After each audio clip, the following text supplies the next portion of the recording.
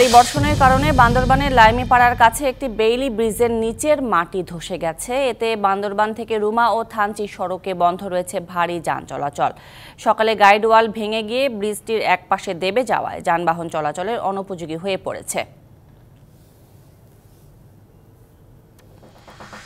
দুর্বৃত্তের ধারালো অস্ত্রের আঘাতে চুয়াডাঙ্গার জীবননগর উপজেলার উথলি ইউনিয়ন পরিষদের চেয়ারম্যান আব্দুল হান্নান গুরুতর জখম হয়েছেন। সকালে দর্শনা জীবননগর সড়কে এ হামলার ঘটনা ঘটে। উন্নত চিকিৎসার জন্য তাকে ঢাকার বক্ষব্যাধি হাসপাতালে আনা হয়েছে। জয়পুরহাটে জমিজমা সংক্রান্ত বিরোধের জেরে সাইদুল হত্যা মামলায় বাবা ছেলেসহ 10 জনের যাবজ্জীবন কারাদণ্ড দিয়েছে আদালত। একই সঙ্গে তাদের প্রত্যেককে 1 লাখ টাকা জরিমানা, অনাদায়ে আরও 2 বছরের কারাদণ্ড দেয়া হয়।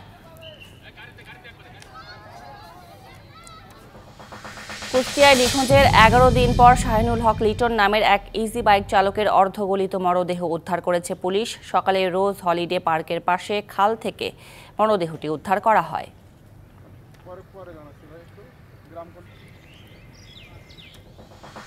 দেশের প্রতিটি জেলা ও উপজেলায় দুর্নীতি প্রতিরোধ কমিটির সহযোগিতায় 6 জুন নারায়ণগঞ্জ শিল্পকলা একাডেমিতে গণশুনানি আয়োজন করতে যাচ্ছে দুর্নীতি দমন কমিশন।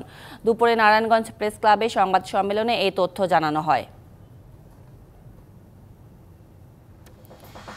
সিলেটে হযরত শাহজালাল রহমাতুল্লাহ আলাইহির 705তম ওরস অনুষ্ঠিত হচ্ছে। এ উপলক্ষে দরগাহ প্রাঙ্গণ দেশ বিদেশের হাজারো ভক্ত অনুরাগীর মিলন মেলায় পরিণত হয়।